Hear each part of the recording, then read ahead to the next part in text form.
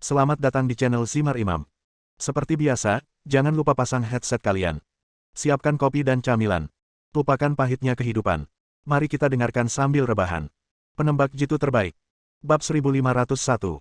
Apa, tokoku terbakar? Ketika Mike Div mengetahui kejadian ini, dia langsung marah.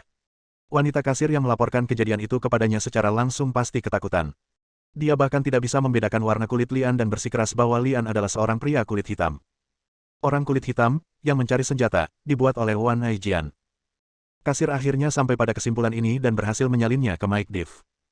Jian, kamu berani menyentuhku. Jangan mengira saya, Mike, seorang vegetarian.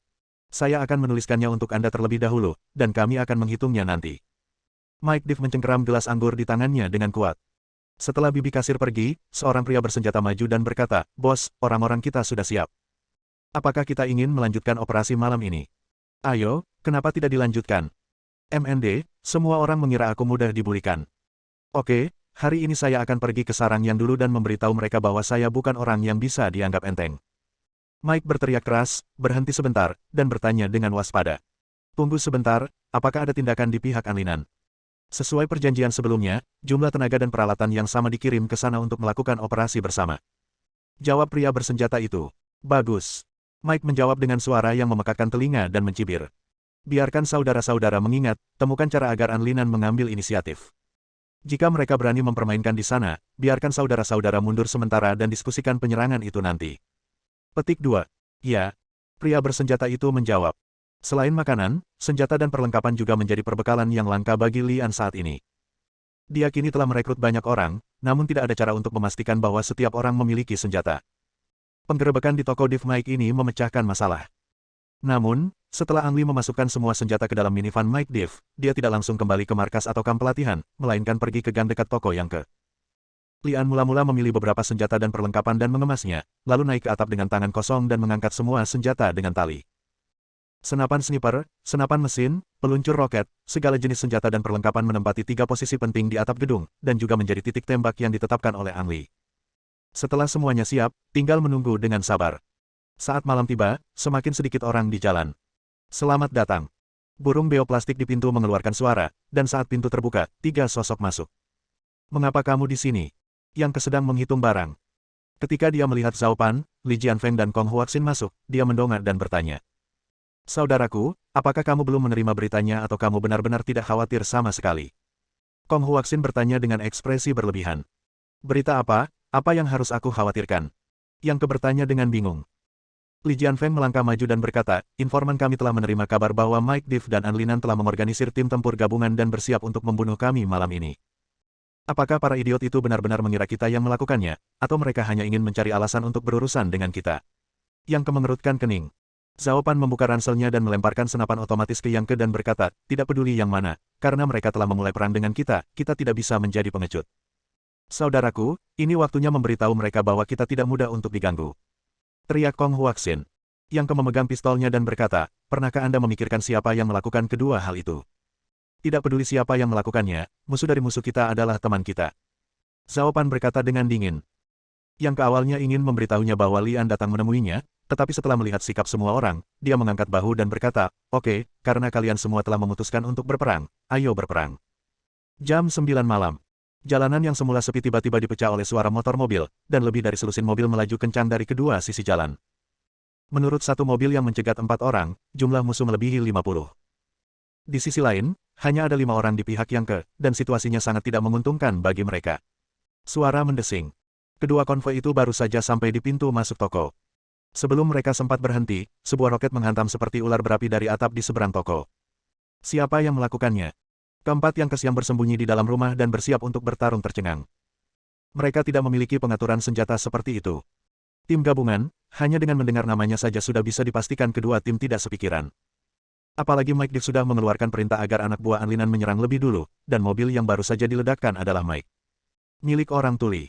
Setelah Lian menembak, dia bahkan tidak repot-repot mengisi ulang. Dia segera berlari ke titik tembak kedua, mengambil senapan sniper dan menarik pelatuknya. Engah. Menembak dengan cepat dalam waktu singkat, Ang Lee melepaskan tembakan sebanyak 3 kali dalam waktu kurang dari 4 detik. Pengemudi ketiga mobil tersebut tertembak di kepala. Setelah 3 tembakan, Ang Li berpindah posisinya lagi dan mencapai titik daya tembak ketiga. Dadada. Senapan mesin ditembakkan, dan peluru menghantam konvoi seperti air, tetapi tetap saja orang-orang tuli Mike yang diserang. Bahkan sebelum pertempuran dimulai, lebih dari separuh penyandang tunarungu Mike dikorbankan, dan ini merupakan penderitaan yang sangat berat. Anak buah Anlinan awalnya setuju untuk memimpin, namun sesampainya di sini, mereka tiba-tiba disergap. Hanya dalam beberapa puluh detik, anak buah Mike menderita banyak korban. Menarik. Anak buah Anlinan juga tidak bodoh, mereka segera mundur ketika melihat situasinya tidak tepat. Tarik, tarik, tarik. Karena panik, Mike yang tuli melihat anak buah Anlinan melarikan diri, sehingga ia berani diam dan mengendarai beberapa mobil untuk melarikan diri dari lokasi kejadian. Sudah berakhir. Yang kedan 4 orang di ruangan itu saling memandang. Awalnya aku mengira akan ada pertempuran sengit malam ini, tapi musuh datang dan pergi dengan tergesa-gesa. Hanya butuh 1 menit untuk muncul hingga menghilang, meninggalkan mayat berserakan. Apa yang terjadi? Kong Huaxin bertanya dengan bodoh. Zhao Pan mengangkat kepalanya dan melihat ke titik tembak yang padam di atap gedung seberang, menoleh ke Yang Ke dan bertanya, apakah kamu yang mengaturnya? Tidak. Yang Ke menggelengkan kepalanya, lalu berkata, tapi, menurutku aku harus tahu siapa orang itu. Siapa itu? Tanya 3 orang lainnya serempak. Lian mengemasi senjata dan perlengkapannya lalu turun ke bawah. Setelah melemparkan senjatanya kembali ke minivan, Lian memutuskan untuk menyapa Yang Ke, dan keempat Yang Ke juga menunggunya. Apakah kamu yang sebelumnya membakar truk Mike Div dan merampok truk gandum Anlinan? Dan apakah kamu yang baru saja melakukannya? Kong Huaxin menghampiri Lian dan bertanya dengan wajah dingin. Lian tidak berniat menyembunyikannya dan menjawab dengan tegas, saya yang melakukannya. Bung, itu luar biasa. Kong Huaxin mengacungkan ibu jarinya ke Lian, lalu membuka tangannya dan berteriak. Ayo, saudaraku, biarkan aku memelukmu. Jangan. Saya tidak tertarik pada pria. Lian melompat ke samping untuk menghindari pelukan Kong Huaxin. Bab 1502. Aliansi. Saudara Yang, membentuk aliansi adalah hal yang baik. Dengan bergabungnya saudara Li dengan kita, kekuatan kita akan meningkat pesat. Ketika Kong Huaxin mendengar bahwa Lian ingin membentuk aliansi dengan mereka, dia terkejut pada awalnya, dan kemudian mengungkapkan keinginannya. Apa maksudmu? Yang Ke memandang Li Jianfeng. Li Jianfeng mula-mula melirik Lian, lalu berkata, dia baru saja membuktikan kekuatannya, tidak ada yang ingin saya katakan. Yang Ke menepuk keningnya. Entah itu pertemuan pertamanya dengan Lian atau kekuatan yang ditunjukkan Lian barusan, dia terkejut. Bagaimana denganmu? Yang Ke memandang Zhao Pan. Apakah menurutmu kamu baru saja memecahkan masalah besar bagi kami berempat? Zhao Pan bertanya pada Lian. Bukan. Lian bertanya. Zhao Pan mencibir, sebenarnya, Anda baru saja membawa kami dari satu masalah ke masalah lainnya. Maksudmu mereka akan mengirim lebih banyak orang lain kali? Lian bertanya, berhenti sejenak, lalu berkata. Saya hanya sedikit radikal dalam melakukan sesuatu, dan saya tidak suka pasif. Karena musuh akan mengambil tindakan terhadap Anda terlepas dari apa yang Anda lakukan atau tidak, mengapa tidak bersikap lebih proaktif? Lalu apa yang akan kamu lakukan selanjutnya? Zhao Pan bertanya dengan rasa ingin tahu. Lian menggelengkan kepalanya dan berkata, aku belum memikirkannya, tapi aku pasti tidak akan terlalu pasif. Zhao Pan tidak bertanya, tetapi memandang Yang Ke dan berkata, apakah itu dalam hal kekuatan atau emosi? Kita harus membentuk aliansi dengannya, tapi saya selalu memiliki firasat buruk bahwa anak ini akan membunuh kita semua. Yang Ke memejamkan mata dan berpikir selama 2 detik, lalu membuka matanya dan berkata kepada Lian, bisakah Anda memberi saya waktu untuk memikirkannya? Oke, tidak masalah. Lian berkata dengan acuh tak acuh bahwa sebenarnya dia membentuk aliansi atau tidak berdampak besar padanya, tapi setelah membentuk aliansi, kekuatannya akan semakin besar dan bisa menghemat banyak waktu. Tidak masalah jika tidak berhasil, hanya membuang-buang waktu saja untuk mengembangkan kekuatan sendiri. Bisakah kamu memberiku sekotak mie instan? Aku sudah lama tidak makan makanan seperti ini, dan aku sangat merindukannya. Lian berjalan kerak dan mengambil sebungkus mie instan dari koki tertentu dan bertanya. Mohon tunggu sebentar. Yang Ke berbalik dan memasuki gudang untuk mengeluarkan sekotak mie instan dari koki tertentu untuk Lian, serta sekotak mie instan pendamping, sosis ham. Jika sesuatu terjadi padaku, di mana aku harus menemukanmu? Lian mengambil kotak itu dan berkata, kamu tidak perlu mencariku, aku akan datang kepadamu lagi. Setelah jeda sebentar, dia tersenyum pada mereka berempat dan berkata, selamat tinggal. Setelah meninggalkan toko Yang Ke, Ang Li pertama-tama memindahkan senjata ke dalam truk pickup, membuang truk pickup tersebut di pintu masuk kuartal keempat, dan berjalan ke ruang bawah tanah Charles. Sebungkus mie instan dan 2 sosis ham, dicuci dengan air mendidih, adalah santapan lezat. Aku sangat ingin berlama-lama tidak makan makanan lezat seperti ini, tapi saat aku memakannya, perutku terasa sedikit berisik. Setelah makan mie, Lian berkata kepada Charles, saya ingin Anda membantu saya menyelidiki sesuatu. Ingat toko Cina yang saya ceritakan? Tuan, tidak banyak toko Cina di kota ini. Saya rasa saya tahu toko mana yang Anda bicarakan. Jawab Charles, selalu menghormati An Li. Saya ingin Anda membantu saya menyelidiki mengapa dia tinggal di kota ini. Lian berpikir sejenak dan berkata, "Ya, Tuan, saya akan memeriksanya sesegera mungkin." Charles menjawab, berhenti sejenak, dan berkata dengan ragu-ragu, "Tuan, saya tahu Anda sedang membentuk sebuah tim. Bolehkah saya bergabung?" Lian mengulurkan tangan dan menyentuh kepala Charles dan berkata, "Akan sangat berbahaya untuk mengikuti saya. Selain itu, apakah kamu melakukan sesuatu yang berbeda untukku sekarang?" "Tuan-tuan." Ang Li menyela Charles dan berkata, "Jangan lupa bahwa kamu memiliki saudara perempuan. Bahkan jika kamu tidak memikirkan dirimu sendiri, kamu harus tetap memikirkan saudara perempuanmu. Apa yang akan dia lakukan jika sesuatu terjadi padamu?" "Tuan, saya hanya ingin menjadi lebih kuat." Charles menundukkan kepalanya dan berkata, terlihat sangat kecewa. "Ada banyak cara untuk menjadi lebih kuat. Kamu tidak harus berada di sisiku untuk menjadi lebih kuat." Saat dia berbicara, Lian mengeluarkan uang dari sakunya dan menyerahkannya dan berkata, "Kamu dan Mia sama-sama tumbuh dewasa. Gunakan uang ini untuk membeli suplemen yang enak." "Tidak, Tuan, saya tidak bisa meminta uang Anda." Charles menjabat tangannya dan mundur. "Itu saja untuk saat ini. Aku akan kembali menemuimu besok." Lian meletakkan uang itu di atas meja, berdiri dan pergi. "Tuan, izinkan saya mengantar Anda pergi." Charles segera bangkit dan mengejarnya.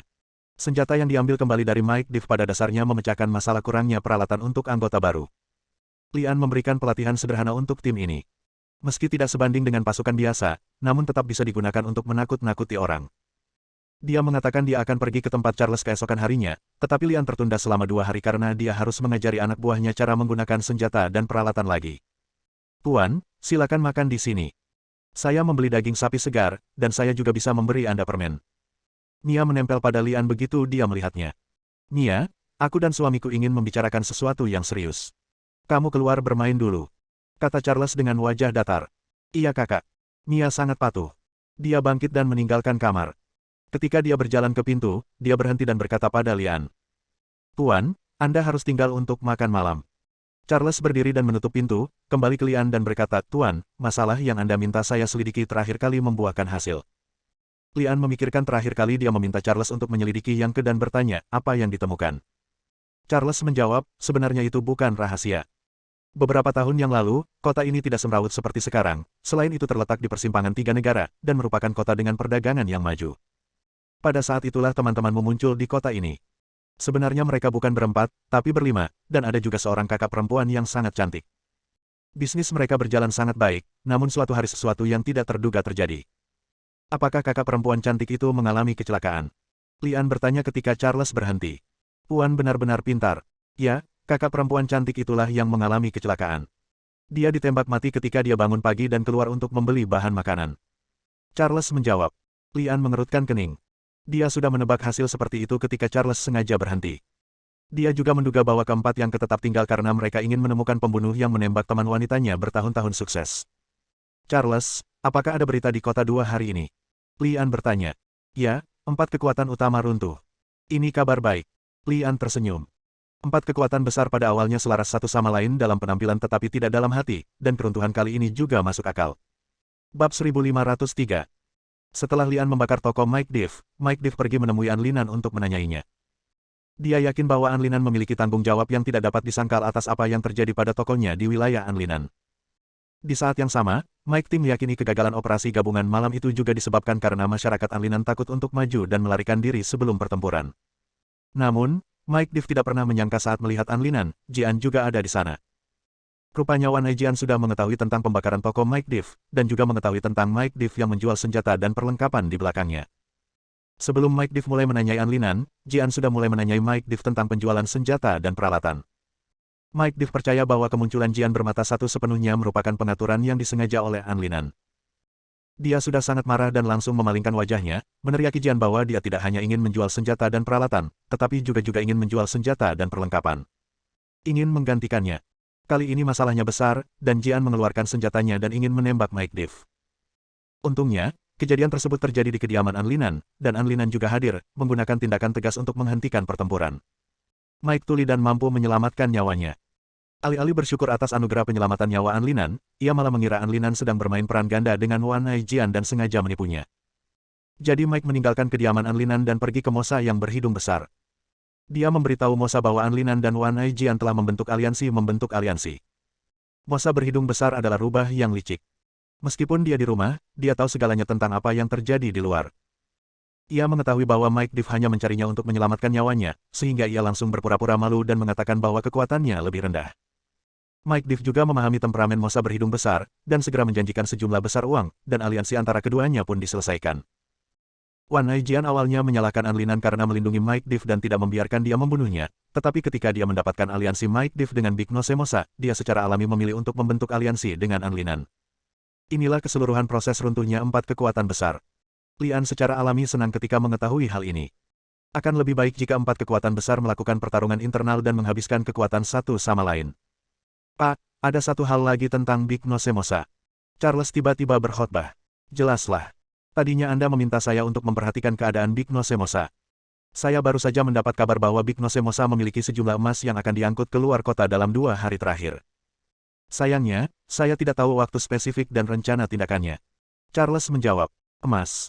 Mata Lian berbinar, dan dia meninggalkan uang kemanapun dia pergi. Bahkan di kota yang kacau ini, emas masih sangat penting, jika tidak, Mosa tidak akan menjadi orang terkaya di sini. Charles, kamu melakukan pekerjaan dengan baik, serahkan saja masalah ini padaku. Tuan, apakah Anda berencana untuk menyentuh Mosa? Charles bertanya dengan heran. Lian tersenyum dan tidak berkata apa-apa, bangkit dan meninggalkan kediaman Charles dan menuju ke toko yang ke. Apakah kalian semua di sini? Lian sedikit terkejut. Zhao Pan, Kong Huaxin, dan Li Jianfeng semuanya ada di toko yang ke. Yang Ke melirik keluar jendela dan berkata, apakah kamu melihat orang-orang itu bertengkar di seberang jalan? Mereka adalah mata-mata yang ditempatkan di sini oleh 4 kekuatan besar. Mereka bertiga khawatir sesuatu akan terjadi padaku, jadi mereka membantuku di sini selama beberapa hari terakhir. Petik 2. Lian melihat beberapa anak muda menari dengan tape recorder di seberang jalan. Karena kalian semua ada di sini, ini akan menyelamatkan banyak masalah. Alasan utama saya datang ke sini kali ini adalah untuk menanyakan bagaimana pendapat kalian tentang hal itu. Lian tidak terlalu peduli dengan beberapa informan luar. Yang Ke berkata dengan wajah serius, saudaraku, saya minta maaf. Setelah beberapa diskusi, kami memutuskan untuk tetap netral untuk saat ini. Alasan utamanya adalah kamu terlalu membuat onar dan kami takut kamu akan membunuh kami. Zhao Pan menambahkan di sampingnya. Lian mengangkat bahu dan berkata, tidak masalah. Kita bisa mengesampingkan aliansi untuk saat ini. Saya tahu Anda memiliki koneksi sendiri di kota ini, dan saya ingin meminta bantuan Anda. Yang Ke dan 3 orang lainnya saling memandang dan berkata, katakan saja kepada kami akan membantu siapapun yang kami bisa. Lian berkata, saya tahu Mosa akan mengangkut sejumlah emas baru-baru ini. Saya ingin mengetahui waktu, tempat, dan rencana tindakan secara spesifik. Ya Tuhan, kamu ingin memanfaatkan Mosa. Sudah kubilang, kamu pembuat onar. Ya, tidak ada gunanya bagi kami untuk bersekutu denganmu. Cepat atau lambat kami akan dibunuh olehmu. Tapi meski begitu, aku sudah lama muak dengan orang itu, Mosa. Keempat orang tersebut memiliki reaksi berbeda, di antaranya ekspresi Kong Huaxin yang paling dilebih-lebihkan. Lian berdiri di samping dan menunggu dengan sabar. Setelah semuanya tenang, Yang Ke berkata dengan wajah serius lagi, tahukah Anda bahwa Mosa adalah orang terkaya di antara 4 kekuatan besar? Lian mengangguk. Lalu tahukah kamu kalau uang bisa membuat seseorang menjadi gila? Ada banyak orang di dunia ini yang rela mengorbankan nyawanya demi uang. Yang Ke bertanya lagi. Jadi, Lian bertanya. Yang Ke menarik napas dalam-dalam dan menghembuskannya perlahan, dan berkata dengan suara yang dalam, jadi Mosa sebenarnya adalah yang paling kuat di antara 4 kekuatan besar. Bahkan jika 3 kekuatan besar lainnya bergabung, mereka mungkin tidak dapat mengalahkannya. Jadi dia masih seekor harimau besar. Lian bersiul, tapi tidak takut dengan kata-kata Yang Ke. Kamu tidak bisa menyentuh pantat harimau, Yang Ke mengingatkan. Tapi bagaimana jika aku Wusong? Lian bertanya. Yang Ke menatap mata Lian lama sekali, dan akhirnya menghela nafas. Dia tidak melihat rasa takut atau gentar di mata Lian. Lian begitu tenang sehingga dia pernah berpikir bahwa Lian adalah orang gila. Kalau tidak, bagaimana dia bisa memprovokasi 4 kekuatan besar satu demi satu hanya dalam beberapa hari? Ayo pergi. Saya akan membantu Anda menyelidiki masalah ini, tetapi kami tidak akan pernah terlibat. Jika ada hasil penyelidikan, bagaimana saya harus memberitahu Anda? Yang Ke berkhotbah, berhenti di tengah, jika kata-kata berikut tidak diucapkan. Lian tahu dengan jelas di dalam hatinya bahwa Yang Ke ingin mengatakan bahwa mereka tidak akan membantu jika sesuatu terjadi padanya. Karena Yang Ke tidak mengatakan apa-apa, itu berarti dia masih ragu-ragu. Lian tidak memaksa Yang Ke, dan dia sangat bersyukur Yang Ke dapat membantunya. Dalam arti tertentu, tindakan Ang Li juga merupakan semacam bukti bahwa tidak ada salahnya memberitahu Yang Ke dan orang lain bahwa tidak ada salahnya membentuk aliansi dengannya. Saya juga orang yang kuat. Seorang anak bernama Charles akan datang pada malam hari. Jika kamu punya kabar, berikan saja padanya. Jika tidak, Charles akan datang lagi keesokan paginya. Ang Li berkhotbah. Oke, aku mengerti. Yang mengangguk ringan. Bab 1504. Yang Ke dan pihaknya sudah beberapa tahun berada di kota ini dan memang punya caranya sendiri. Misalnya, ketika Lian meminta bantuan Yang Ke, berita itu muncul keesokan paginya. Mosa yang berhidung besar mengatur waktu pengangkutan emas itu menjadi pukul 12 malam itu. Tepat pukul 12, sebuah truk pengangkut emas akan keluar dari brankas Mosa, melewati persimpangan 4 titik, dan menggunakan wilayah Mike untuk keluar dari luar kota dan meninggalkan kota. Saat itu, kendaraan akan dilindungi oleh 2 kendaraan off-road bersenjata di depan dan di belakangnya. Namun, kendaraan pengangkut emas ini hanyalah langkah yang salah. Ketika truk emas melaju keluar dari pintu depan, tim ringan lainnya akan berangkat dari pintu belakang perbendaharaan Mosa pada saat yang bersamaan. Ada 5 kendaraan dalam konvoi tersebut, semuanya merupakan kendaraan off-road Hummer anti-peluru yang digunakan oleh militer AS. Setiap kendaraan bersenjata lengkap dan tentara profesional bertanggung jawab untuk melindunginya. Emasnya ada di mobil-mobil ini. Tidak. Konvoi ini juga merupakan langkah yang salah, dan tidak ada emas di dalam mobil. Setelah kedua konvoi pergi, sebuah truk sampah yang tidak mencolok akan keluar dari gudang Mosa dalam waktu kurang dari 5 menit. Truk sampah ini dalam kondisi memprihatinkan dan tidak ada orang yang menemaninya kecuali pengemudinya. Tanpa perencanaan sebelumnya, tidak ada yang menyangka emas akan disembunyikan di truk sampah ini. Truk emas, Humvee, dan truk sampah melaju ke 3 arah berbeda di luar kota dan akan memasuki 3 kerajaan sebelum fajar. Begitu memasuki perbatasan negara, akan ada tentara khusus yang bertanggung jawab untuk merespons. Oleh karena itu, jika ingin mengambil emas harus dilakukan sebelum mobil tersebut memasuki perbatasan negara lain. Lian menemukan seragam militer dan memasang penghalang jalan 3 km dari perbatasan, menunggu truk sampah tiba. Pada saat yang sama, Ang Li membagi anak buahnya menjadi 2 tim dan menyerang 2 konvoi Mosa lainnya di tengah jalan hingga menimbulkan kabut. Pada pukul 12 malam, 2 iring-iringan mobil Mosa melaju keluar dari pintu depan dan belakang lemari besi tepat waktu. Mosa sangat gugup dengan transportasi ini dan secara pribadi duduk di bendahara. Tim A meninggalkan brankas dan semuanya berjalan baik. Tim B meninggalkan brankas dan semuanya berjalan baik. Mosa menatap layar pengawasan yang dikirim kembali oleh perekam Xingqing dan cukup puas dengan permulaannya. Saat truk pengangkut emas tim A tiba di perempatan keempat, Mosa menggunakan walkie-talkie untuk memerintahkan, tim C, ambil tindakan. Truk sampah yang kotor dan bau itu melaju keluar dari pintu samping lemari besi. Tim C meninggalkan brankas dan semuanya berjalan dengan baik. Mosa duduk di depan kamera pengintai, memegang tasbih di tangannya dan senyum aneh di wajahnya. Tim ABC ketiga berhasil berlayar keluar dari kota kekacauan. Tim D, temui tim C. Mosa tiba-tiba mengeluarkan telepon satelit dan memesan. Deng, dengungan. Konvoi bersenjata sudah berjaga di luar kota. Saat truk sampah melaju, konvoi ini melaju 3 orang di depan dan 2 orang di belakang, menjaga truk sampah di tengah. Cekikikan. Mosa tertawa aneh dan berkata, apa menurutmu aku hanya akan mengirim 1 orang untuk mengangkut emas yang begitu berharga? Kamu benar-benar bodoh. Ayo. Tidak peduli siapa yang ingin mencuri emasku, aku akan membiarkanmu mati tanpa tempat pemakaman. Petik 2. Kopi yang kaya membuat Mosa tetap berenergi.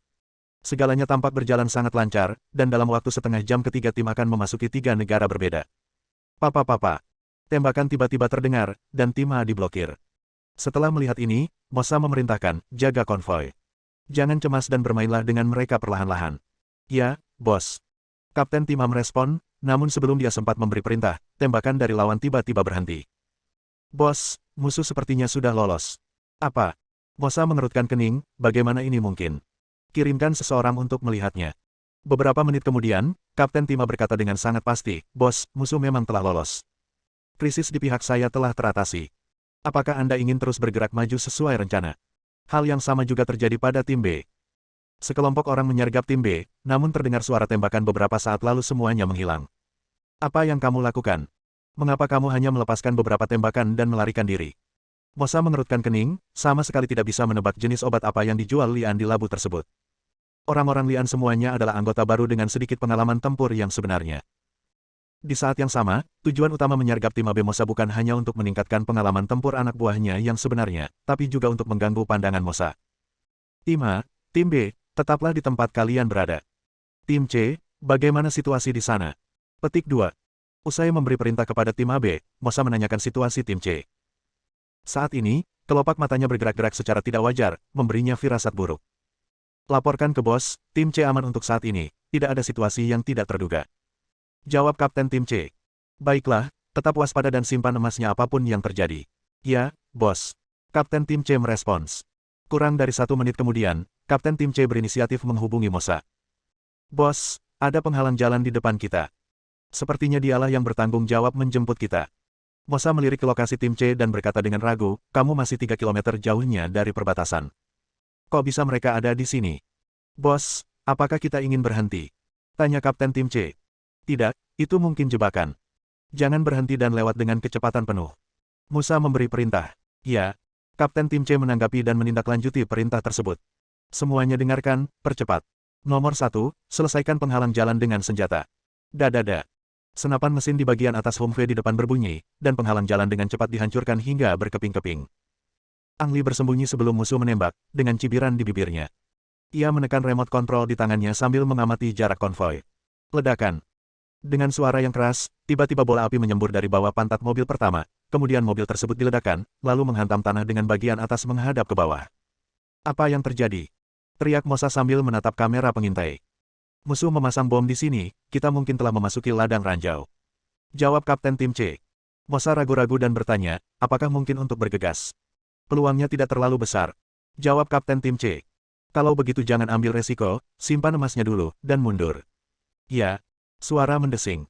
Tiba-tiba, seekor naga api muncul di kegelapan dan menabrak mobil terakhir dalam konvoi tersebut. Dengan ledakan, mobil tersebut terguling beberapa kali dan kemudian berhenti. Badan anti pelurunya telah hancur.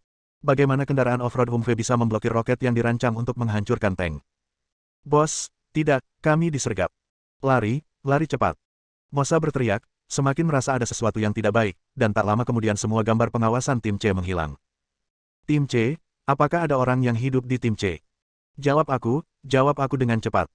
Sial, adakah yang bisa memberitahuku apa yang terjadi di sana? Bersambung.